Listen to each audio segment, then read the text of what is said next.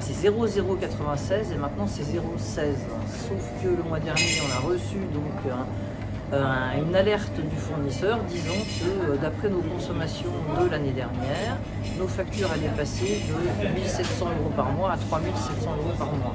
Donc, tout en sachant que je fais partie des gens qui ont renégocié leur contrat dans les temps et qui n'ont pas d'échéance maintenant.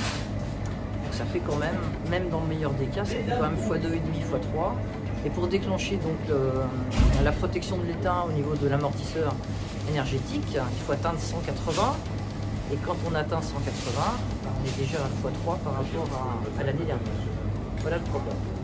Un four, comme vous l'avez vu, ça consomme 31 kWh de l'heure. Dans un étage de four, on met 20 baguettes seulement. Donc 20 baguettes à 20 et quelques euros, on va dire 30 €, même dans le meilleur des cas. Ça ne suffit pas à payer la facture.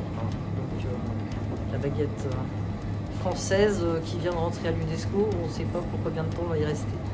Alors les solutions, c'est quand on a des pains qui cuisent longtemps, en fait on groupe les cuissons. Par exemple, le sans gluten nous bloque le four pendant 2 heures. Donc maintenant on le fait qu'une fois par mois et on les fait par 30. La solution, c'est les cuissons de l'après-midi, c'est terminé. Ça veut dire qu'on m'envoie le pain jusqu'à midi. À midi, on arrête. On ne peut plus se permettre de cuire du pain l'après-midi. Donc, il faudra que les clients s'habituent à avoir du pain cuit le matin et pas en journée continue. Après, les solutions, c'est dès qu'on peut fermer un frigo, on le ferme. On groupe les marchandises dans un autre et il n'y a rien d'autre à faire pour le moment. Et si, augmenter les tarifs de vente.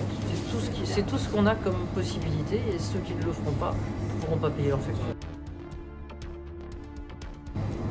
J'en pense pas grand chose de bon, vu que j'ai entendu si vos factures augmentent un mois de x8 ou x9, ça ne veut pas dire que votre facture annuelle augmentera de x8, x9.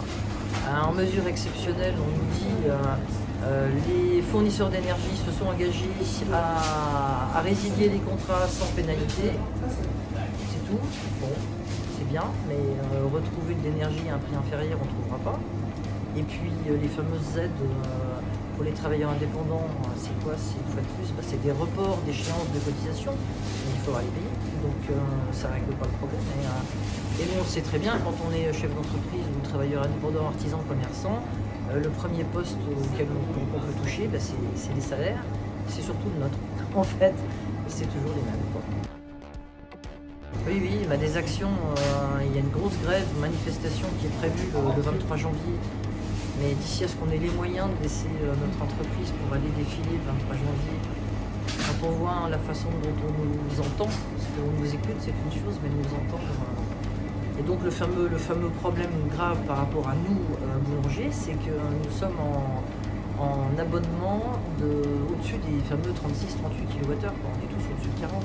Et là, il y a, à part les 15% d'amortisseurs qui vont s'appliquer à partir de 180 € le mégawattheure, ça fait toujours que 15%, donc le reste, il faudra le payer quand même, mais c'est pas vivable, c'est pas tenable. Alors après, on nous dit ça va durer 1 mois, 2 mois, 3 mois, ok, mais on navigue à vue, on ne sait pas, et on ne peut pas se permettre plusieurs mois d'affilée de vendre des produits sans maîtriser leur coût de production.